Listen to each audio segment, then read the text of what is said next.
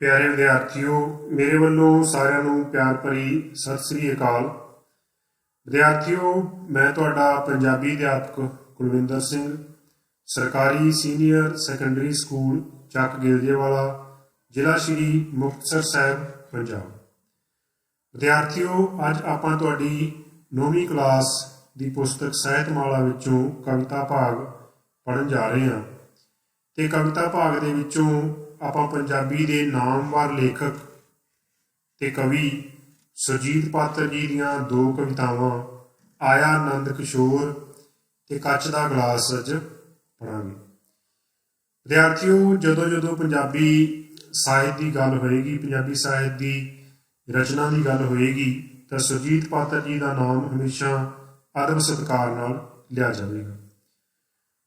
ਸੁਰਜੀਤ ਪਾਤਰ ਜੀ ਅੱਜ ਦੇ ਸਮੇਂ ਦੇ ਸਿਰਮੌਰ ਗਜ਼ਲਗੋ ਹੈ। ਉਹਨਾਂ ਨੇ ਗਜ਼ਲ ਦਾ ਮੁਹਾਂਦਰਾ ਅਜਿਹਾ ਬਣਾ ਦਿੱਤਾ ਪੰਜਾਬੀ ਸਾਹਿਤ ਦੇ ਵਿੱਚ ਕਿ ਉਹ ਵਿਸ਼ਾ ਕੇਂਦਰਿਤ ਹੋ ਗਈ। ਤੇ ਇਹੀ ਉਹਨਾਂ ਦੀ ਪ੍ਰਾਪਤੀ ਹੈ, ਇਹੀ ਉਹਨਾਂ ਦੀ ਦੇਣ ਹੈ ਪੰਜਾਬੀ ਸਾਹਿਤ ਨੂੰ। ਅੱਜ ਦੋ ਕਵਿਤਾਵਾਂ ਅਸੀਂ ਉਹਨਾਂ ਦੀਆਂ ਪੜ੍ਹਾਂਗੇ। ਬਹੁਤ ਤੁਹਾਨੂੰ ਇਹਦੇ ਵਿੱਚ ਆਨੰਦ ਆਵੇਗਾ। ਤੇ ਆਪਾਂ ਆਪਣੇ ਵਿਸ਼ੇ ਵੱਲ ਵਧਣ ਤੋਂ ਪਹਿਲਾਂ ਉਸ ਮਹਾਨ ਸ਼ਾਇਰ ਬਾਰੇ ਥੋੜ੍ਹੀ ਜਿਹੀ ਜਾਣਕਾਰੀ ਪ੍ਰਾਪਤ ਕਰਾਂਗੇ। ਵਿਦਿਆਰਥੀਓ, ਸੁਰਜੀਤ ਪਾਤਰ ਜੀ ਦਾ ਜਨਮ ਪਿੰਡ ਪੱਤਰ ਕਲਾਂ, ਜ਼ਿਲ੍ਹਾ ਜਲੰਧਰ ਵਿਖੇ ਸਰਦਾਰ ਹਰਭਜਨ ਸਿੰਘ ਦੇ ਘਰ ਹੋਇਆ। ਪਿੰਡ ਦੇ ਸਕੂਲ ਤੋਂ ਹੀ ਪ੍ਰਾਇਮਰੀ ਪਾਸ ਕਰਕੇ ਖਾਲਸਾ ਹਾਈ ਸਕੂਲ ਖਹਿਰਾ ਮੱਝਾਂ ਤੋਂ 10ਵੀਂ ਪਾਸ ਕੀਤੀ। ਰਣਧੀਰ ਗੌਰਮੈਂਟ ਕਾਲਜ ਕਪੂਰਥਲਾ ਤੋਂ BA ਕਰਕੇ ਪੰਜਾਬੀ ਯੂਨੀਵਰਸਿਟੀ ਪਟਿਆਲਾ ਤੋਂ MA ਪਾਸ ਕੀਤੀ। 1969 ਵਿੱਚ ਆਪ ਬਾਬਾ ਬੁੱਢਾ ਕਾਲਜ ਬੀੜ ਸਾਹਿਬ ਅੰਮ੍ਰਿਤਸਰ ਵਿਖੇ ਲੈਕਚਰਰ ਲੱਗ ਗਏ ਤੇ 2 ਸਾਲ ਬਾਅਦ ਆਪ ਖੇਤੀਬਾੜੀ ਯੂਨੀਵਰਸਿਟੀ ਲੁਧਿਆਣਾ ਵਿੱਚ ਰਿਸਰਚ ਫੈਲੋ ਬਣ ਗਏ। ਸੁਰਜੀਤ ਪਾਤਰ ਜੀ ਦੀ ਪ੍ਰਸਿੱਧੀ ਇੱਕ ਸਫਲ ਗਜ਼ਲਕਾਰ ਦੇ ਤੌਰ ਤੇ ਹੋਈ ਹੈ। ਵਿਦਿਆਰਥੀਓ, ਸੁਰਜੀਤ ਪਾਤਰ ਪੰਜਾਬੀ ਗਜ਼ਲ ਨੂੰ ਬੌਧਿਕ ਤੇ ਯਥਾਰਥਕ ਮਸਲਿਆਂ ਨਾਲ ਜੋੜ ਕੇ ਇੱਕ ਨਵਾਂ ਮੋੜ ਦੇਣ ਦਾ ਯਤਨ ਕਰਨ ਵਾਲਾ ਲੇਖਕ ਹੈ। ਆਪ ਨੇ ਗਜ਼ਲ ਦੇ ਰੂਪਕ ਪੱਖ ਨਾਲੋਂ ਗਜ਼ਲ ਦੇ ਵਿਸ਼ੇ ਵੱਲ ਵੱਧ ਧਿਆਨ ਦਿੱਤਾ। ਆਪ ਦੀਆਂ ਕੁਝ ਨਜ਼ਮਾਂ ਹਵਾ ਵਿੱਚ ਲਿਖੇ ਹਰਫ ਗਜ਼ਲ ਸੰਗ੍ਰਹਿ ਤੋਂ ਪਹਿਲਾਂ ਕਲਾਸ ਕਿਤਾਬ ਵਿੱਚ ਪ੍ਰਕਾਸ਼ਿਤ ਹੋ ਗਈਆਂ ਸਨ। ਇਹਨਾਂ ਨਜ਼ਮਾਂ ਵਿੱਚ ਆਪ ਨੇ ਸਮਾਜਿਕ ਅਤੇ ਰਾਜਸੀ ਪ੍ਰਬੰਧ ਉੱਤੇ ਤਿੱਖਾ ਵਿਅੰਗ ਕੀਤਾ ਹੈ। ਆਪ ਨੇ ਰਾਜਸੀ ਪ੍ਰਬੰਧ ਦੀ ਸਥਾਪਤੀ ਦਾ ਵਿਅੰਗਮਈ ਚਿੱਤਰ ਪੇਸ਼ ਕੀਤਾ ਹੈ। ਵਿਦਿਆਰਥੀਓ, ਜਿਵੇਂ ਇੱਥੇ ਪੜ੍ਹ ਕੇ ਆਪਾਂ ਨੂੰ ਜਾਣਕਾਰੀ ਮਿਲਦੀ ਹੈ ਕਿ ਆਪ ਨੇ ਗਜ਼ਲ ਦੇ ਰੂਪਕ ਪੱਖ ਨਾਲੋਂ ਗਜ਼ਲ ਦੇ ਵਿਸ਼ੇ ਵੱਲ ਜ਼ਿਆਦਾ ਧਿਆਨ ਦਿੱਤਾ। ਜਦੋਂ ਤੁਸੀਂ ਉਹਨਾਂ ਦੀਆਂ ਗਜ਼ਲਾਂ, ਜਿਹਨਾਂ ਦੀਆਂ ਲਿਖਤਾਂ ਪੜ੍ਹੋਗੇ, ਤੁਹਾਡੀ ਲਾਇਬ੍ਰੇਰੀ ਦੇ ਵਿੱਚ ਕਿਤਾਬਾਂ ਹੋਣਗੀਆਂ, ਤੁਸੀਂ ਜ਼ਰੂਰ ਪੜ੍ਹਿਓ, ਤਾਂ ਤੁਹਾਨੂੰ ਪਤਾ ਲੱਗੇਗਾ ਕਿ ਸੁਰਜੀਤ ਪਾਤਰ ਜੀ ਦੀ ਪੰਜਾਬੀ ਸਾਹਿਤ ਨੂੰ ਕੀ ਦੇਣ ਹੈ। ਜਿਸ ਤਰ੍ਹਾਂ ਭਾਈ ਵੀਰ ਸਿੰਘ ਤੋਂ ਬਾਅਦ ਪੰਜਾਬੀ ਕਵਿਤਾ ਦਾ ਮੁਹਾਂਦਰਾ ਬਦਲ ਗਿਆ ਸੀ ਤੇ ਬਹੁਤ ਸਾਰੇ ਵਿਸ਼ਿਆਂ ਨੂੰ ਪੰਜਾਬੀ ਗਜ਼ਲ ਨੇ ਛੋਹਣ ਦੀ ਕੋਸ਼ਿਸ਼ ਕੀਤੀ ਤੇ ਪੰਜਾਬੀ ਕਵਿਤਾ ਨੇ ਵੀ, ਉਸੇ ਤਰ੍ਹਾਂ ਹੀ ਪੰਜਾਬੀ ਗਜ਼ਲ ਨੂੰ ਨਵੇਂ ਰੰਗ ਰੂਪ ਦੇ ਵਿੱਚ ਪੇਸ਼ ਕਰਨ ਦਾ ਸਿਹਰਾ ਜਾਂਦਾ ਹੈ ਸੁਰਜੀਤ ਪਾਤਰ ਜੀ ਨੂੰ। ਇਸੇ ਕਰਕੇ ਹੀ ਅੱਜ ਜਦੋਂ ਵੀ ਤੁਸੀਂ ਕਿਤੇ ਵੀ ਪੰਜਾਬੀ ਸਾਹਿਤ ਬਾਰੇ ਪੜ੍ਹੋਗੇ ਤਾਂ ਤੁਹਾਨੂੰ ਸੁਰਜੀਤ ਪਾਤਰ ਜੀ ਦਾ ਨਾਮ ਦਾ ਜ਼ਿਕਰ ਉੱਥੇ ਜ਼ਰੂਰ ਮਿਲੇਗਾ। ਉਹਨਾਂ ਦੀ ਲਿਖਣ ਸ਼ੈਲੀ, ਉਹਨਾਂ ਦੁਆਰਾ ਚੁੱਕੇ ਗਏ ਵਿਸ਼ੇ ਹਮੇਸ਼ਾ ਉਹ ਹੁੰਦੇ ਆ ਜਿਹੜੇ ਸਮਾਜ ਦੇ ਲੋਕਾਂ ਨਾਲ ਜੁੜੇ ਹੁੰਦੇ ਹੈ, ਸਮਾਜਿਕ ਸਮੱਸਿਆਵਾਂ ਨਾਲ ਜੁੜੇ ਹੁੰਦੇ ਹੈ। ਤੇ ਉਹਨਾਂ ਨੇ ਬੇਝਿਜਕ ਹੋ ਕੇ ਜੋ ਰਾਜਸੀ ਪ੍ਰਬੰਧ ਸੀ ਉਹਦੇ ਤੇ ਵਿਅੰਗ ਕਸੇ ਤੇ ਉਹਨਾਂ ਤੇ ਉਂਗਲਾਂ ਚੁੱਕੀਆਂ। ਉਹਨਾਂ ਦੀ ਗਜ਼ਲ ਦੇ ਕੁਝ ਸ਼ਬਦ ਤੁਸੀਂ ਜ਼ਰੂਰ ਸੁਣੇ ਹੋਣੇ ਹੈ ਕਿ ਕੁਝ ਕਿਹਾ ਤਾਂ ਹਨੇਰਾ ਜਰੇਗਾ ਕਿਵੇਂ, ਕੁਝ ਕਿਹਾ ਤਾਂ ਹਨੇਰਾ ਜਰੇਗਾ ਕਿਵੇਂ, ਚੁੱਪ ਰਿਹਾ ਤਾਂ ਸ਼ਮਾਦਾਨ ਕੀ ਕਹਿਣਗੇ। ਤਾਂ ਪਿਆਰੇ ਵਿਦਿਆਰਥੀਓ, ਇਸ ਤਰ੍ਹਾਂ ਦੇ ਨੇ ਸਾਡੇ ਅੱਜ ਦੇ ਕਵੀ ਸੁਰਜੀਤ ਪਾਤਰ ਜੀ। ਤੇ ਅੱਜ ਦੀਆਂ ਕਵਿਤਾਵਾਂ ਦੇ ਵਿੱਚ ਵੀ ਸਾਨੂੰ ਬੜੀ ਨਵੀਂ ਗੱਲ ਸਿੱਖਣ ਨੂੰ ਮਿਲੂਗੀ। ਆਓ ਫਿਰ ਆਪਾਂ ਆਪਣੇ ਵਿਸ਼ੇ ਵੱਲ ਵਧਦੇ ਹਾਂ ਤੇ ਪੜ੍ਹਦੇ ਹਾਂ ਉਹਨਾਂ ਦੁਆਰਾ ਲਿਖੀ ਹੋਈ ਇਹ ਪਹਿਲੀ ਕਵਿਤਾ ਆਇਆ ਨੰਦ ਕਿਸ਼ੋਰ। ਵਿਦਿਆਰਥੀਓ, ਸੁਰਜੀਤ ਪਾਤਰ ਪੰਜਾਬੀ ਸਾਹਿਤ ਦੇ ਸਿਰਮੌਰ ਲੇਖਕ ਹੈ ਤੇ ਪੰਜਾਬੀ ਭਾਸ਼ਾ ਲਈ ਉਹ ਦੁੱਖ ਪ੍ਰਗਟ ਨਾ ਕਰਨ, ਉਹਦੇ ਸਮਰਥਨ ਦੇ ਵਿੱਚ ਨਾ ਖੜਨ, ਇਹ ਤਾਂ ਫਿਰ ਹੋ ਹੀ ਨਹੀਂ ਸਕਦਾ। ਤਾਂ ਵਿਦਿਆਰਥੀਓ, ਇਸ ਕਵਿਤਾ ਦੇ ਵਿੱਚ ਵੀ ਇਹ ਗੱਲ ਕੀਤੀ ਗਈ ਹੈ ਕਿ ਕਿਵੇਂ ਪ੍ਰਵਾਸੀ ਵਿਅਕਤੀ ਆ ਕੇ ਸਾਡੀ ਭਾਸ਼ਾ ਨੂੰ ਸਿੱਖ ਰਹੇ ਹੈ ਤੇ ਸਾਡੇ ਲੋਕ ਕਿਵੇਂ ਸਾਡੀ ਭਾਸ਼ਾ ਤੋਂ ਦੂਰ ਭੱਜ ਰਹੇ ਹੈ। ਆਓ ਪਹਿਲਾਂ ਆਪਾਂ ਇਸ ਕਵਿਤਾ ਦਾ ਕਵਿਤਾ ਪਾਠ ਕਰਦੇ ਹਾਂ ਤੇ ਉਸ ਤੋਂ ਬਾਅਦ ਆਪਾਂ ਇਸ ਕਵਿਤਾ ਦੇ ਸਰਲ ਅਰਥ ਸਮਝਾਂਗੇ। ਦੇਖਦੇ ਹਾਂ ਕੀ ਲਿਖਦੇ ਆ ਸਾਡੇ ਕਵੀ ਸੁਰਜੀਤ ਪਾਤਰ ਜੀ। ਆਇਆ ਨੰਦ ਕਿਸ਼ੋਰ, ਪਿੱਛੇ ਪਿੱਛੇ ਰਿਜਕਦੇ ਆਇਆ ਨੰਦ ਕਿਸ਼ੋਰ, ਚੱਲ ਕੇ ਦੂਰ ਬਿਹਾਰ ਤੋਂ ਗੱਡੀ ਬੈਠ ਸਿਆਲ ਦਾ, ਨਾਲ ਬਥੇਰੇ ਹੋਰ। ਰਾਮ ਕਲੀ ਵੀ ਨਾਲ ਸੀ, ਸੁਗੜ ਲਗਾਈ ਉਸ ਦੀ। ਰਾਮ ਕਲੀ ਵੀ ਨਾਲ ਸੀ, ਸੁਗੜ ਲਗਾਈ ਉਸ ਦੀ। ਲੁਧਿਆਣੇ ਦੇ ਕੋਲ ਹੀ, ਲੁਧਿਆਣੇ ਦੇ ਕੋਲ ਹੀ ਇੱਕ ਪਿੰਡ ਬਾੜੇਵਾਲ ਵਿੱਚ ਜੜ ਲੱਗੀ ਤੇ ਪੁੰਗਰੀ। ਜੜ ਲੱਗੀ ਤੇ ਪੁੰਗਰੀ, ਰਾਮ ਕਲੀ ਦੀ ਕੁੱਖ ਚੋਂ ਜਨਮੀ ਬੇਟੀ ਉਸ ਦੀ, ਨਾਂ ਧਰਿਆ ਸੀ ਮਾਧੁਰੀ। ਕੱਲ ਮੈਂ ਦੇਖੀ ਮਾਧੁਰੀ, ਕੱਲ ਮੈਂ ਦੇਖੀ ਮਾਧੁਰੀ, ਉਸੇ ਪਿੰਡ ਦੇ ਸਕੂਲ ਵਿੱਚ ਗੁੱਤਾਂ ਬੰਨ੍ਹ ਕੇ ਰਿਬਨ ਵਿੱਚ। ਕੱਲ ਮੈਂ ਦੇਖੀ ਮਾਧੁਰੀ, ਉਸੇ ਪਿੰਡ ਦੇ ਸਕੂਲ ਵਿੱਚ ਗੁੱਤਾਂ ਬੰਨ੍ਹ ਕੇ ਰਿਬਨ ਵਿੱਚ, ਸੋਹਣੀ ਪੱਟੀ ਪੋਚ ਕੇ। ਸੋਹਣੀ ਪੱਟੀ ਪੋਚ ਕੇ, ਊੜਾ ਐੜਾ ਲਿਖ ਰਹੀ, ਊੜਾ ਐੜਾ ਲਿਖ ਰਹੀ, ਬੇਟੀ ਨੰਦ ਕਿਸ਼ੋਰ ਦੀ। ਕਿੰਨਾ ਗੂੜਾ ਸਾਕ ਹੈ, ਕਿੰਨਾ ਗੂੜਾ ਸਾਕ ਹੈ, ਅੱਖਰਾਂ ਤੇ ਰਿਜ਼ਕ ਦਾ। ਹੁਣ ਕਵਿਤਾ ਦੇ ਵਿੱਚ ਇਸ ਤੋਂ ਬਾਅਦ ਇੱਕ ਪ੍ਰਵਾਸੀ ਮਜ਼ਦੂਰ ਆ ਕੇ ਇੱਥੇ ਵਸਦਾ ਹੈ ਤੇ ਉਹਦੀ ਬੇਟੀ ਪੰਜਾਬੀ ਪੜ੍ਹ ਰਹੀ ਹੈ ਤੇ ਉਸ ਤੋਂ ਬਾਅਦ ਦੂਸਰਾ ਪੱਖ ਪੇਸ਼ ਕਰਦਾ ਹੈ ਸਾਡਾ ਕਵੀ ਸੁਰਜੀਤ ਪਾਤਰ। ਕੀ ਕਹਿੰਦਾ ਹੈ? ਇਸੇ ਪਿੰਡ ਦੇ ਲਾਡਲੇ, ਇਸੇ ਪਿੰਡ ਦੇ ਲਾਡਲੇ, ਪੋਤੇ ਅਛਰ ਸਿੰਘ ਦੇ। ਇਸੇ ਪਿੰਡ ਦੇ ਲਾਡਲੇ, ਪੋਤੇ ਅਛਰ ਸਿੰਘ ਦੇ, ਆਪਣੇ ਪਿਓ ਦੀ ਕਾਰ ਵਿੱਚ, ਆਪਣੇ ਪਿਓ ਦੀ ਕਾਰ ਵਿੱਚ ਬਹਿ ਲੁਧਿਆਣੇ ਆਉਂਦੇ। ਬਹਿ ਲੁਧਿਆਣੇ ਆਉਂਦੇ, ਕਾਨਵੈਂਟ ਵਿੱਚ ਪੜ੍ਹ ਰਹੇ, ABCD ਸਿੱਖਦੇ, ABCD ਸਿੱਖਦੇ, ਪੋਤੇ ਅਛਰ ਸਿੰਘ ਦੇ। ABCD ਸਿੱਖਦੇ, ABCD ਸਿੱਖਦੇ, ਪੋਤੇ ਅਛਰ ਸਿੰਘ ਦੇ। ਕਿੰਨਾ ਗੂੜਾ ਸਾਕ ਹੈ, ਕਿੰਨਾ ਗੂੜਾ ਸਾਕ ਹੈ, ਅੱਖਰ ਤੇ ਆਕਾਂਖਿਆ, ਆਕਾਂਖਿਆ, ਪਿੱਛੇ ਪਿੱਛੇ ਰਿਜ਼ਕ ਦੇ, ਆਇਆ ਨੰਦ ਕਿਸ਼ੋਰ। ਤਾਂ ਵਿਦਿਆਰਥੀਓ, ਉਮੀਦ ਹੈ ਕਿ ਤੁਸੀਂ ਇਸ ਕਵਿਤਾ ਪਾਠ ਦਾ ਜ਼ਰੂਰ ਆਨੰਦ ਲਿਆ ਹੋਵੇਗਾ। ਆਓ ਹੁਣ ਆਪਾਂ ਇਸ ਕਵਿਤਾ ਨੂੰ ਸਤਰਾਂ ਕਰਕੇ ਪੜ੍ਹਦੇ ਹਾਂ, ਕਿਉਂਕਿ ਜਦੋਂ ਵੀ ਕੋਈ ਵਿਸ਼ਾ ਤੁਹਾਡੇ ਸਿਲੇਬਸ ਦੇ ਵਿੱਚ ਲਾਇਆ ਜਾਂਦਾ ਹੈ ਤਾਂ ਉਸ ਵਿਸ਼ੇ ਬਾਰੇ ਜਾਣਕਾਰੀ ਤਾਂ ਤੁਸੀਂ ਪ੍ਰਾਪਤ ਕਰਨੀ ਹੀ ਹੁੰਦੀ ਹੈ, ਪਰ ਨਾਲ ਨਾਲ ਤੁਸੀਂ ਪ੍ਰੀਖਿਆ ਦੀ ਦ੍ਰਿਸ਼ਟੀ ਤੋਂ ਵੀ ਉਸ ਨੂੰ ਤਿਆਰ ਕਰਨਾ ਹੁੰਦਾ ਹੈ। ਕਵਿਤਾ ਦੇ ਵਿੱਚੋਂ ਤੁਹਾਨੂੰ ਪ੍ਰਸੰਗ ਸਾਹਿਤ ਵਿਆਖਿਆ ਨਾਲ ਛੋਟੇ ਪ੍ਰਸ਼ਨ, ਵਸਤੂਨਿਸ਼ਟ ਪ੍ਰਸ਼ਨ ਜਿਨ੍ਹਾਂ ਨੂੰ ਤੁਸੀਂ ਕਹਿ ਦਿੰਦੇ ਹੋ, ਤੇ ਕੇਂਦਰੀ ਭਾਵ ਵਗੈਰਾ ਤੁਸੀਂ ਲਿਖਣੇ ਹੁੰਦੇ। ਤਾਂ ਇਹ ਜ਼ਰੂਰੀ ਹੈ ਕਿ ਤੁਹਾਨੂੰ ਜੋ ਕਵਿਤਾ ਤੁਹਾਡੇ ਸਿਲੇਬਸ ਦੇ ਵਿੱਚ ਦਿੱਤੀ ਗਈ ਹੈ ਉਸ ਦੇ ਅਰਥ ਕਰਨੇ ਜ਼ਰੂਰ ਆਉਂਦੇ ਹੋਣ, ਤਾਂ ਕਿ ਤੁਸੀਂ ਪ੍ਰਸੰਗ ਸਾਹਿਤ ਵਿਆਖਿਆ ਕਰ ਸਕੋ। ਤਾਂ ਕੀ ਲਿਖਦੇ ਆ ਸਾਡੇ ਕਵੀ? ਪਿੱਛੇ ਪਿੱਛੇ ਰਿਜਕਦੇ ਆਇਆ ਨੰਦ ਕਿਸ਼ੋਰ। ਇੱਕ ਪ੍ਰਵਾਸੀ ਦੀ ਗੱਲ ਕਰਦਾ ਸੁਰਜੀਤ ਪਾਤਰ, ਤਾਂ ਕਹਿੰਦੇ ਆ ਕਿ ਰਿਜਕ ਦੇ ਪਿੱਛੇ ਪਿੱਛੇ, ਰਿਜਕ ਕਮਾਈ, ਪੈਸਾ ਧੇਲਾ ਜਿਹਦੇ ਨਾਲ ਅਸੀਂ ਆਪਦਾ ਜੀਵਨ ਚਲਾਉਣਾ ਹੁੰਦਾ ਹੈ, ਰਿਜਕ ਦੇ ਪਿੱਛੇ ਪਿੱਛੇ ਕੌਣ ਆਇਆ? ਨੰਦ ਕਿਸ਼ੋਰ। ਇੱਕ ਨੰਦ ਕਿਸ਼ੋਰ ਨਾਂ ਦਾ ਪ੍ਰਵਾਸੀ ਆਇਆ, ਚੱਲ ਕੇ ਦੂਰ ਬਿਹਾਰ ਤੋਂ। ਕਿੱਥੋਂ ਚੱਲ ਕੇ ਆਇਆ? ਬਿਹਾਰ ਤੋਂ। बिहार राज तो चल के दूर बिहार तो गड्डी बैठ सियाल दा नाल बथेरे होर। गड्डी ते सफर करके दूसरे राज बिहार तो एक प्रवासी नंद किशोर आया। काहदे लई आया? पिछे पिछे रिजक दे, रिजक दे लई वो आया, कमाई दे लई, अपना पेट पालण दे लई। गड्डी बैठ सियाल दा नाल बथेरे होर। वो कल्ला नहीं आया, ਉਹਦੇ ਨਾਲ ਹੋਰ ਬਥੇਰੇ ਆਏ, ਉਹਦੇ ਸੰਗੀ ਮਿੱਤਰ यार ਉਹਦੇ ਨਾਲ ਆਏ। ਉਹਦੇ ਰਾਮ ਕਲੀ ਵੀ ਨਾਲ ਸੀ, ਰਾਮ ਕਲੀ ਵੀ ਨਾਲ ਸੀ, ਸੁੱਗੜ ਲਗਾਈ ਉਸ ਦੀ।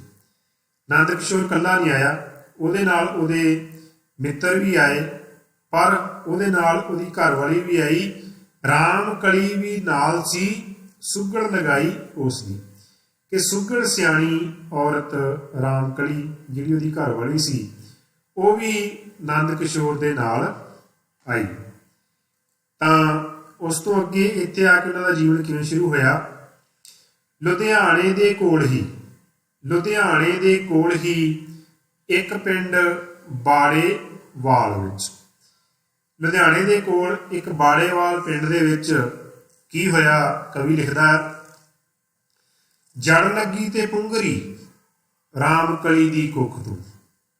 ਬਾੜੇਵਾਲ ਦੇ ਵਿੱਚ ਜਦੋਂ ਆ ਕੇ ਰਹਿਣ ਲੱਗੇ ਤਾਂ ਉਸ ਦੀ ਪਤਨੀ ਰਾਮ ਕਲੀ ਦੇ ਪੇਟ ਦੇ ਵਿੱਚ ਇੱਕ ਬੱਚਾ ਪਲਣ ਲੱਗਿਆ। ਰਾਮ ਕਲੀ ਦੀ ਕੁੱਖ ਤੋਂ ਜਨਮੀ ਬੇਟੀ ਉਸ ਦੀ, ਉਹਦੀ ਕੁੱਖ ਦੇ ਵਿੱਚ ਜੜ ਲੱਗੀ ਤੇ ਬੱਚਾ ਪਲਣ ਲੱਗਿਆ ਤੇ ਰਾਮ ਕਲੀ ਦੀ ਕੁੱਖੋਂ ਇੱਕ ਬੇਟੀ ਦਾ ਜਨਮ ਹੋਇਆ।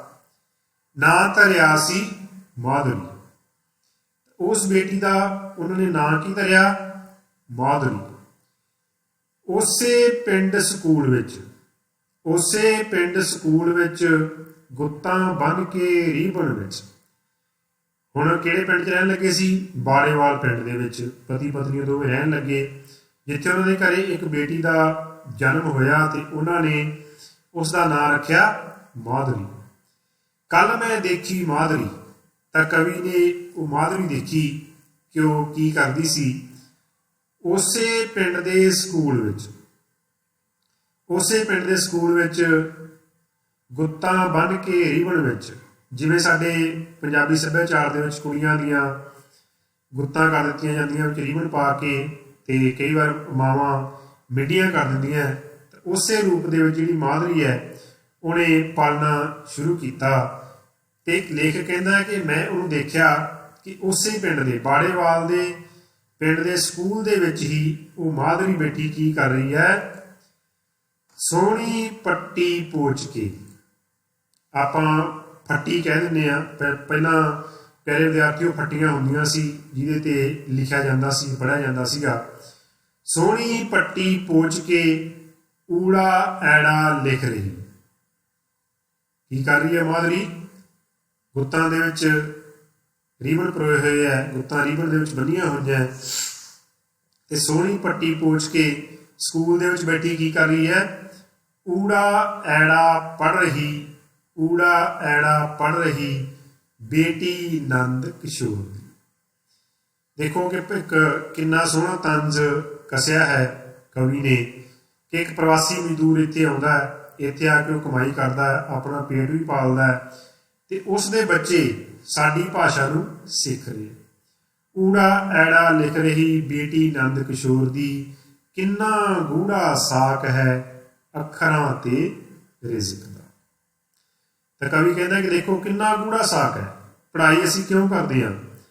ਕਿਉਂਕਿ ਅਸੀਂ ਗਿਆਨਵਾਨ ਹੋ ਸਕੀਏ, ਅਸੀਂ ਆਪਦੀਆਂ ਕੁਸ਼ਲਤਾਵਾਂ ਦਾ ਵਿਕਾਸ ਕਰ ਸਕੀਏ, ਅਸੀਂ ਪੜ੍ਹ ਲਿਖ ਕੇ ਅੱਗੇ ਵੱਧ ਸਕੀਏ, ਅਸੀਂ ਕੋਈ ਨੌਕਰੀ ਕਰ ਸਕੀਏ, ਸਾਡੇ ਵਿੱਚ ਕੋਈ ਸਕਿੱਲ ਪੈਦਾ ਹੋਵੇ ਜਿਹਦੇ ਨਾਲ ਸਾਡੀ ਕਮਾਈ ਹੋਵੇ ਤੇ ਉਸ ਕਮਾਈ ਨਾਲ ਅਸੀਂ ਰਿਜ਼ਕ ਕਮਾ ਸਕੀਏ, ਅਸੀਂ ਆਪਦਾ ਪੇਟ ਚਲਾ ਸਕੀਏ। ਤਾਂ ਦੇਖੋ ਫਿਰ ਪੜ੍ਹਾਈ ਦਾ ਤੇ ਰਿਜ਼ਕ ਦਾ ਕਿੰਨਾ ਗੂੜਾ ਸਾਕ ਹੈ। ਉਸੇ ਗੂੜੇ ਸਾਕ ਦੇ ਕਾਰਨ ਹੀ ਇੱਕ ਪ੍ਰਵਾਸੀ ਮਜ਼ਦੂਰ ਦੀ ਬੇਟੀ ਪੰਜਾਬ ਦੇ ਵਿੱਚ ਆ ਕੇ ਸਾਡਾ ਊੜਾ ਆੜਾ ਪੜ੍ਹ ਰਹੀ ਹੈ। ਉਸ ਤੋਂ ਅੱਗੇ ਬੜਾ ਸੋਹਣਾ ਤੰਜ਼ ਕਵੀ ਨੇ ਕੱਸਿਆ ਕੀ ਕਹਿੰਦੇ ਆ ਸਾਡੇ ਸੁਰਜੀਤ ਪਾਤਰ ਜੀ, ਇਸੇ ਪਿੰਡ ਦੇ ਲਾਡਲੇ, ਇਸੇ ਪਿੰਡ ਦੇ ਲਾਡਲੇ ਪੋਤੇ ਅਛਰ ਸਿੰਘ ਦੇ ਆਪਣੇ ਪਿਓ ਦੀ ਕਾਰ ਵਿੱਚ, ਇਸੇ ਪਿੰਡ ਦੇ ਲਾਡਲੇ ਪੋਤੇ ਅਛਰ ਸਿੰਘ ਦੇ ਆਪਣੇ ਪਿਓ ਦੀ ਕਾਰ ਵਿੱਚ ਕੀ ਕਰ ਰਹੇ ਹੈ ਕਿ ਇਸ ਪਿੰਡ ਦੇ ਵਿੱਚ ਕੋਈ ਅਛਰ ਸਿੰਘ ਨਾਂ ਦਾ ਇਨਸਾਨ ਰਹਿੰਦਾ ਹੈ ਤੇ ਉਸ ਦੇ ਪੋਤਰੇ ਛੋਟੇ ਛੋਟੇ, ਉਹ ਵੀ ਨੰਦ ਕਿਸ਼ੋਰ ਦੀ ਬੇਟੀ ਦੀ ਤਰ੍ਹਾਂ ਛੋਟੇ ਛੋਟੇ ਹੈ, ਆਪਣੇ ਪਿਓ ਦੀ ਕਾਰ ਵਿੱਚ, ਆਪਣੇ ਪਿਓ ਦੀ ਕਾਰ ਵਿੱਚ ਚੜ੍ਹ ਕੇ ਕੀ ਕਰਦੇ ਆ, ਉਹ ਬਹਿ ਲੁਧਿਆਣੇ ਆਉਂਦੇ। ਦੇਖੋ ਤੰਜ਼ ਪੂਰੀ ਤਰ੍ਹਾਂ ਕੱਸ ਰਿਹਾ ਕਵੀ ਕਿ ਅਛਰ ਸਿੰਘ ਦੇ ਪੋਤੇ ਆਪਣੇ ਪਿਓ ਦੀ ਕਾਰ ਵਿੱਚ ਬੈਠ ਕੇ ਲੁਧਿਆਣੇ ਆਉਂਦੇ ਹੈ ਤੇ ਲੁਧਿਆਣੇ ਕੀ ਕਰ ਰਹੇ ਹੈ, ਕਾਨਵੈਂਟ ਵਿੱਚ ਪੜ੍ਹ ਰਹੇ। ਕੀ ਪੜ੍ਹ ਰਹੇ ਹੈ? ਕਾਨਵੈਂਟ ਅੰਗਰੇਜ਼ੀ ਮਾਧਿਅਮ ਵਾਲੇ ਸਕੂਲਾਂ ਦੇ ਵਿੱਚ ਪੜ੍ਹ ਰਹੇ ਹੈ।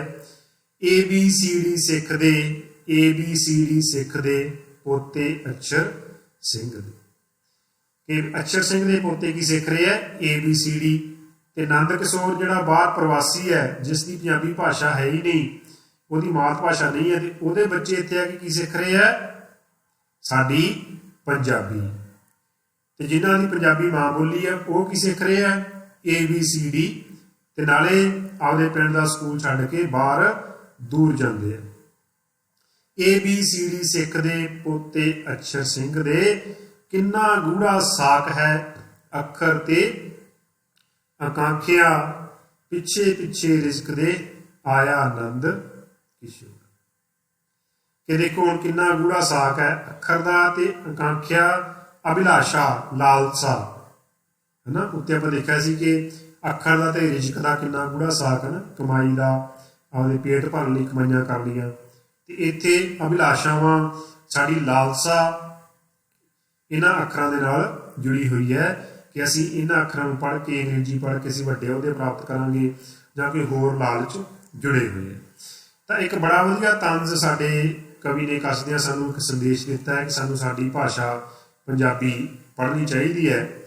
ਆਓ ਆਪਾਂ ਥੋੜ੍ਹਾ ਜਿਹਾ ਇਸ ਕਵਿਤਾ ਦੇ ਕੇਂਦਰੀ ਭਾਵ 'ਤੇ ਵੀ ਨਜ਼ਰ ਮਾਰ ਲੈਂਦੇ ਹਾਂ, ਕਿਉਂਕਿ ਕੇਂਦਰੀ ਭਾਵ ਵੀ ਤੁਹਾਡੀ ਪ੍ਰੀਖਿਆ ਦੀ ਦ੍ਰਿਸ਼ਟੀ ਤੋਂ ਮਹੱਤਵਪੂਰਨ ਹੁੰਦਾ। ਪਿਆਰੇ ਵਿਦਿਆਰਥੀਓ, ਇਸ ਕਵਿਤਾ ਦਾ ਕੇਂਦਰੀ ਭਾਵ ਬਣਦਾ ਹੈ ਮਨੁੱਖ ਲਈ ਪੜ੍ਹਾਈ ਲਿਖਾਈ ਦੇ ਮਾਧਿਅਮ ਦਾ ਸੰਬੰਧ ਉਸ ਦੀ ਚੰਗੀ ਰੋਜ਼ੀ ਰੋਟੀ ਅਤੇ ਭਰਪੂਰ ਇੱਛਾਵਾਂ ਨਾਲ ਹੈ। ਦੋਵਾਂ ਨੂੰ ਪ੍ਰਾਪਤ ਕਰਨ ਲਈ ਉਹ ਅੱਖਰਾਂ ਨੂੰ ਚੁਣਦਾ ਹੈ। ਹੁਣ ਦੇਖੋ ਨੰਦ ਕਿਸ਼ੋਰ ਨੇ ਕਿਹੜੇ ਅੱਖਰ ਚੁਣੇ? ਪੰਜਾਬੀ ਦੇ, ਕਿਉਂਕਿ ਉਹ ਇੱਥੇ ਰਹਿਣਾ ਚਾਹੁੰਦਾ, ਇੱਥੇ ਵਸਣਾ ਚਾਹੁੰਦਾ ਹੈ। ਤੇ ਜੇ ਇੱਥੇ ਰਹਿਣਾ ਤੇ ਵਸਣਾ ਹੈ ਤਾਂ ਉਹਨੂੰ ਪੰਜਾਬੀ ਭਾਸ਼ਾ ਸਿੱਖਣੀ ਪੈਣੀ ਹੈ। ਦੂਜੇ ਪਾਸੇ ਅਭਿਲਾਸ਼ਾਵਾਂ ਤੇ ਲਾਲਸਾਵਾਂ ਖੜੀਆਂ ਹੋਈਆਂ, ਇੱਥੋਂ ਵੀ ਉੱਠ ਕੇ ਜਾਣ ਦੀਆਂ ਤੇ ਹੋਰ ਵੱਡੇ ਅਹੁਦਿਆਂ ਨੂੰ ਪ੍ਰਾਪਤ ਕਰਨ ਦੀਆਂ, ਤੇ ਉਹਦੇ ਲਈ ਕਿਸੇ ਹੋਰ ਭਾਸ਼ਾ ਨੂੰ ਸਿੱਖਣ ਤੇ ਜ਼ੋਰ ਦਿੱਤਾ ਜਾ ਰਿਹਾ। ਤਾਂ ਪਿਆਰੇ ਵਿਦਿਆਰਥੀਓ, ਇਹ ਸੀ ਸਾਡੀ ਪਹਿਲੀ ਕਵਿਤਾ, ਆਇਆ ਨੰਦ ਕਿਸ਼ੋਰ। ਦੂਜੀ ਕਵਿਤਾ ਅਸੀਂ ਪੜ੍ਹਨ ਜਾ ਰਹੇ ਹਾਂ, ਉਹ ਸਾਡੇ ਕੋਲ ਕਵਿਤਾ ਹੈ ਕੱਚ ਦਾ ਗਿਲਾਸ। ਇਸ ਕਵਿਤਾ ਦੇ ਵਿੱਚ ਪਿਆਰੇ ਵਿਦਿਆਰਥੀਓ ਇੱਕ ਨੌਜਵਾਨ ਕੁੜੀ ਦੀਆਂ ਰੀਝਾਂ ਦਾ ਜ਼ਿਕਰ ਕੀਤਾ ਗਿਆ ਹੈ। ਇੱਕ ਗੀਤ ਹੀ ਹੈ ਇਹ। ਨੌਜਵਾਨ ਕੁੜੀ ਦੀਆਂ ਰੀਝਾਂ ਦਾ ਜ਼ਿਕਰ ਕੀਤਾ ਗਿਆ ਹੈ, ਜਿਸ ਨੂੰ ਉਸਦੇ ਮਾਪਿਆਂ ਨੇ ਆਪਣੀ ਮਨਪਸੰਦ ਵਰ ਦੇ ਨਾਲ ਵਿਆਹ ਕਰਨ ਤੋਂ ਰੋਕ ਦਿੱਤਾ ਹੈ। ਇੱਕ ਛੋਟੀ ਜਿਹੀ ਘਟਨਾ ਹੁੰਦੀ ਹੈ ਕਿ ਕੱਚ ਦਾ ਗਲਾਸ ਜਿਹੜਾ ਹੈ ਉਹ ਟੁੱਟਦਾ ਹੈ, ਤੇ ਫਿਰ ਉਹਦੀਆਂ ਭਾਵਨਾਵਾਂ ਕਿਵੇਂ ਇੱਥੇ ਸਾਡੇ ਸਾਹਮਣੇ ਆਉਂਦੀਆਂ, ਉਹੀ ਇਸ ਕਵਿਤਾ ਦਾ ਭਾਗ ਹੈ। ਆਓ ਪਹਿਲਾਂ ਆਪਾਂ ਇਸ ਨੂੰ ਪੜ੍ਹ ਲੈਂਦੇ ਹਾਂ। ਅੱਜ ਮੇਰੇ ਕੋਲੋਂ ਕੱਚ ਦਾ ਗਿਲਾਸ ਟੁੱਟਿਆ, ਅੱਜ ਮੇਰੇ ਕੋਲੋਂ ਕੱਚ ਦਾ ਗਿਲਾਸ ਟੁੱਟਿਆ, ਤੇ ਅਮੜੀ ਨੇ ਤੇ ਮੈਨੂੰ ਅਮੜੀ ਨੇ ਦਿੱਤੀਆਂ ਲੱਖ ਝਿੜਕਾਂ, ਤੇ ਮੇਰੇ ਨੈਣਾਂ ਵਿੱਚੋਂ ਛਮ ਛਮ ਨੀਰ ਫੁੱਟਿਆ, ਮੇਰੇ ਨੈਣਾਂ ਵਿੱਚੋਂ। ਮੇਰੀ ਅੰਮੀਏ ਨੀ ਮੈਨੂੰ ਇੱਕ ਗੱਲ ਦੱਸ ਦੇ, ਮੇਰੀ ਅੰਮੀਏ ਨੀ ਮੈਨੂੰ ਇੱਕ ਗੱਲ ਦੱਸ ਦੇ, ਲੋਕੀ ਦਿਲ ਤੋੜ ਦਿੰਦੇ ਤੇ ਕਿੱਦਾਂ ਹੱਸਦੇ। ਇਹੋ ਜਿਹੇ ਗਲਾਸ ਨੀ ਮਾਏ, ਵਿਕਦੇ ਲੱਖ ਬਜ਼ਾਰੀ, दिल ना मिलदे बलख बुखारे लखी ते हजारी किर जांदे नैणा दे मोती माए झिड़क ना मारी मेरे नैणा विच।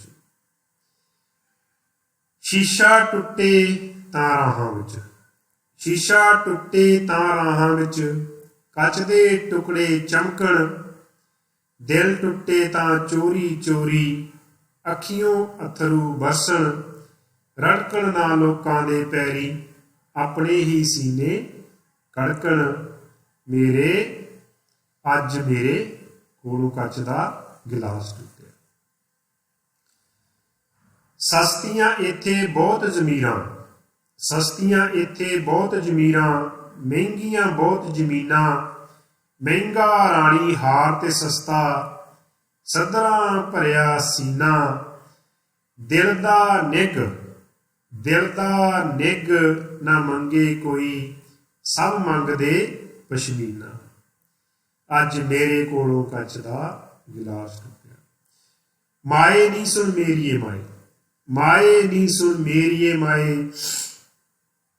कर्म इना ही करदे ना दे नी सोने दा टिक्का सिर उत्ते हथ धरदे माए नी कुछ होर ना मंगा रांझा मैनू वरदे अज मेरे कोलों कच दा, अज मेरे कोलों कच दा गिलास टुटिया ते मैनू अमड़ी ने दित्तियां लख लख झिड़कां।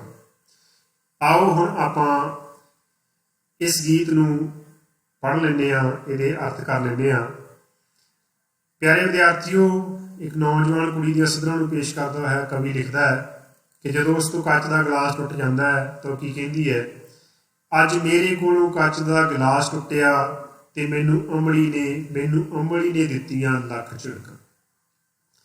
कि मेरे कोलों घर दे विच कच दा गिलास टुट गया, डिग पिया, ਉਹਦੇ ਬਦਲੇ ਵਿੱਚ ਮੈਨੂੰ ਮੇਰੀ ਮਾਂ ਨੇ, ਮੇਰੀ ਅਮੜੀ ਨੇ ਮੈਨੂੰ ਬਹੁਤ ਸਾਰੀਆਂ ਝਿੜਕਾਂ ਦਿੱਤੀਆਂ ਤੇ ਮੇਰੇ ਨੈਣਾਂ ਵਿੱਚੋਂ ਛਮ ਛਮ ਨੀਰ ਫੁੱਟਿਆ ਮੇਰੇ ਨੈਣਾਂ ਵਿੱਚ। ਤੇ ਮਾਂ ਦੀਆਂ ਝਿੜਕਾਂ ਸੁਣ ਕੇ ਮੇਰੇ ਨੈਣਾਂ ਦੇ ਵਿੱਚੋਂ ਛਮ ਛਮ ਕਰਕੇ ਨੀਰ ਫੁੱਟ ਪਿਆ, ਅਥਰੂ ਵਹਿ ਪਏ। ਪਰ ਕੀ ਕਹਿੰਦੀ ਹੈ, ਮੇਰੀ ਅੰਮੀਏ ਨੀ ਮੈਨੂੰ ਇੱਕ ਗੱਲ ਦੱਸ ਦੇ, मेरी अम्मीए नी मैनू एक गल दस दे, लोकी दिल तोड़ दिंदे ने ते किदां हसदे। मैनू एक गल दस दे मेरी माए कि इह तां कच दा गिलास टुटिया है पर लोग दिल भी तोड़ दिंदे है ना, दिल भी तोड़ दिंदे ते दिल तोड़ के भी वो हसदे है। वो किवें हसदे है, वो खुश क्यों रहिंदे है जदों कि एक गिलास टुटन ते भी सानू इन्ना दुख होंदा।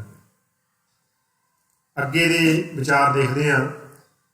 इहो जिहे गिलास नी माए विकदे लख बाजारी, जिस गिलास पिछे तू मैनू झिड़कां दे रही है, मेरा दिल दुखी कर रही है, इहो जिहे गिलास तां बाजारां दे विच लख ही पए, लखां हज़ारां दे विच पए। इहो जिहे गिलास नी माए विकदे लख बाजारी दिल ना मिलदे बलख बुखारे लखी ते हजारी। पर जिहड़ा दिल टुट जाता है वो बलख बुखारे वड्डे वड्डे शहरां दे विच जिन्हां दा कदे बलख बुखारे का नाम हुंदा सी, उत्थे भी सानू लखां ते हज़ारां दे विच सानू नहीं मिलने। ये गिलास तां जिन्ने मर्जी खरीद लई, किर जांदे नैणां दे मोती माए झिड़क ना मारी। कि मां तू झिड़क ना मारी, तेरी झिड़क दे नाल नैणां दे मोती घिर जांदे है हंझू बन के तेरे नैणां दे विचों। शीशा टुटे तां राहां विच कच दे टुकड़े चमकण, शीशा टुटे तां राहां विच कच दे टुकड़े चमकण, दिल टुटे तां चोरी चोरी अखियों अथरू बरसन। कि जे शीशा टुट जाए तो वो टोटे सानू दिखाई देंदे है ते उहदे टुकड़े सानू चमकदे दिखते है राहां। शीशा टुटे तां राहां विच कच दे टुकड़े चमकण, सानू टुटिया पिया भी दिखता है ते खिलरिया पिया भी दिखता है, उहदे टुकड़े जिहड़े चमकदे है।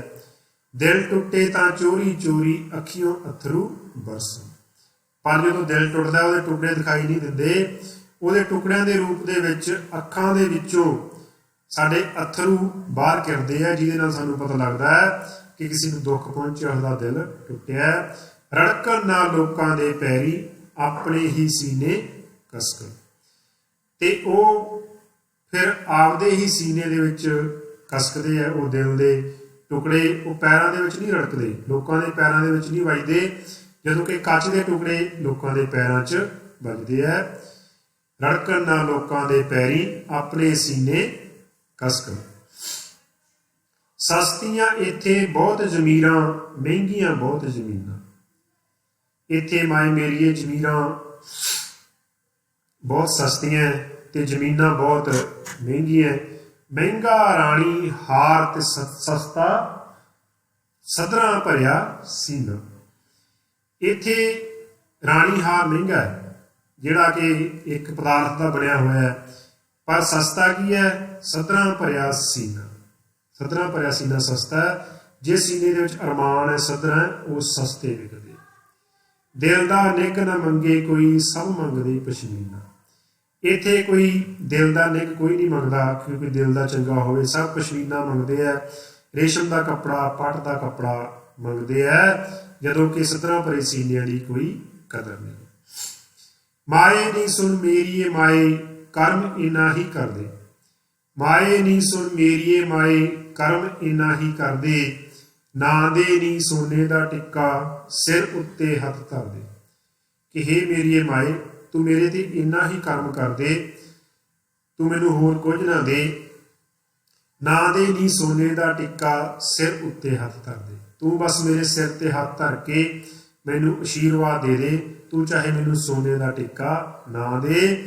ਮਾਏ ਨੀ ਕੁਝ ਹੋਰ ਨਾ ਮੰਗਾ, ਮੈਨੂੰ ਰਾਂਝਾ ਵਰ ਦੇ। ਮੈਂ ਤੇਤੋਂ ਹੋਰ ਕੁਝ ਨਹੀਂ ਮੰਗਦੀ, ਤੂੰ ਬਸ ਮੈਨੂੰ ਇੱਕੋ ਵਾਰ ਦੇ ਦੇ। ਜਿਸ ਜੋ ਮੇਰੀ ਪਸੰਦ ਹੈ, ਜਿਸ ਨੂੰ ਮੈਂ ਆਪਣਾ ਵਰ ਚੁਣਿਆ, ਤੂੰ ਉਸ ਨੂੰ ਮੇਰੀ ਝੋਲੀ ਪਾ ਦੇ। ਹੋਰ ਮੈਨੂੰ ਤੇਰੇ ਤੋਂ ਕੁਝ ਨਹੀਂ ਚਾਹੀਦਾ। ਆਓ ਹੁਣ ਆਪਾਂ ਇਸ ਕਵਿਤਾ ਦਾ ਕੇਂਦਰੀ ਭਾਵ ਕਰ ਲੈਂਦੇ ਹਾਂ। ਕੇਂਦਰੀ ਭਾਵ ਦੇ ਵਿੱਚ ਪਿਆਰੇ ਵਿਦਿਆਰਥੀਓ, ਕਿ ਇੱਕ ਮੁਟਿਆਰ ਧੀ ਕੀਮਤੀ ਚੀਜ਼ਾਂ ਦੀ ਥਾਂ ਦਿਲ ਦੇ ਨਿੱਘ ਨੂੰ ਅਹਿਮੀਅਤ ਦਿੰਦੀ ਹੋਈ ਆਪਣੀ ਮਾਂ ਨੂੰ ਆਪਣੇ ਮਨਪਸੰਦ ਵਰ ਨਾਲ ਵਿਆਹੁਣ ਲਈ ਕਹਿੰਦੀ ਹੈ। ਪਿਆਰੇ ਵਿਦਿਆਰਥੀਓ, ਕੇਂਦਰੀ ਭਾਵ ਹੁੰਦਾ ਕੀ ਹੈ? ਕੇਂਦਰੀ ਭਾਵ ਕਿਸੇ ਵੀ ਕਵਿਤਾ, ਕਹਾਣੀ, ਲੇਖ, ਨਾਵਲ, ਕਿਸੇ ਵੀ ਤਰ੍ਹਾਂ ਦਾ ਜੋ ਸਾਹਿਤਕ ਲਿਖਤ ਹੁੰਦੀ ਹੈ, ਉਹ ਇੱਕ ਭਾਵ ਨੂੰ, ਇੱਕ ਵਿਚਾਰ ਨੂੰ ਸਾਹਮਣੇ ਰੱਖ ਕੇ ਲਿਖੀ ਗਈ ਹੁੰਦੀ ਹੈ, ਤੇ ਉਹੀ ਉਹਦਾ ਕੇਂਦਰੀ ਭਾਵ ਹੁੰਦਾ ਹੈ। ਕੇਂਦਰੀ ਭਾਵ ਲਿਖਦੇ ਸਮੇਂ ਤੁਸੀਂ ਧਿਆਨ ਰੱਖਣਾ ਹੈ ਕਿ ਕਵਿਤਾ ਦਾ ਜਾਂ ਕਵੀ ਦਾ ਨਾਂ ਕਦੇ ਵੀ ਤੁਸੀਂ ਕੇਂਦਰੀ ਭਾਵ ਦੇ ਵਿੱਚ ਨਹੀਂ ਲਿਖਣਾ, ਤੇ ਕੇਂਦਰੀ ਭਾਵ ਸਿਰਫ 3-4 ਲਾਈਨਾਂ ਦਾ ਹੀ ਹੋਵੇ। ਇਹ ਵੀ ਨਹੀਂ ਕਿ ਜਿਹੜਾ ਕੇਂਦਰੀ ਭਾਵ ਇੱਥੇ ਲਿਖਿਆ ਹੈ ਤੁਸੀਂ ਉਹੀ ਲਿਖਣਾ, ਉਸ ਨੂੰ ਕਾਪੀ ਕਰਨਾ ਹੈ, ਜਾਂ ਤੁਹਾਡੀਆਂ ਕਿਸੇ ਕਿਤਾਬਾਂ ਦੇ ਵਿੱਚ ਲਿਖਿਆ ਹੈ ਤੁਸੀਂ ਉਹੀ ਕਾਪੀ ਕਰਨਾ ਹੈ। ਹਰ ਇੱਕ ਇਨਸਾਨ ਦੀ ਆਪਣੀ ਆਪਣੀ ਸਮਝ ਹੁੰਦੀ ਹੈ, ਤੇ ਉਸ ਸਮਝ ਅਨੁਸਾਰ ਕਵਿਤਾ ਵਿੱਚੋਂ ਤੁਸੀਂ ਜੋ ਵੀ ਸਿੱਖਿਆ ਉਸੇ ਨੂੰ ਹੀ ਤੁਸੀਂ ਕੇਂਦਰੀ ਭਾਵ ਬਣਾ ਕੇ ਆਪਣੇ ਸ਼ਬਦਾਂ ਦੇ ਵਿੱਚ ਲਿਖਣਾ, ਫਿਰ ਹੀ ਤੁਸੀਂ ਵਧੀਆ ਨੰਬਰ ਲੈ ਸਕੋਗੇ। ਤਾਂ ਪਿਆਰੇ ਵਿਦਿਆਰਥੀਓ, ਇਹ ਸੀ ਸਾਡੇ ਅੱਜ ਦੇ ਨਾਮਵਰ ਲੇਖਕ ਸੁਰਜੀਤ ਪਾਤਰ ਜੀ ਦੀਆਂ 2 ਕਵਿਤਾਵਾਂ, ਆਇਆ ਨੰਦ ਕਿਸ਼ੋਰ ਤੇ ਕੱਚ ਦਾ ਗਲਾਸ।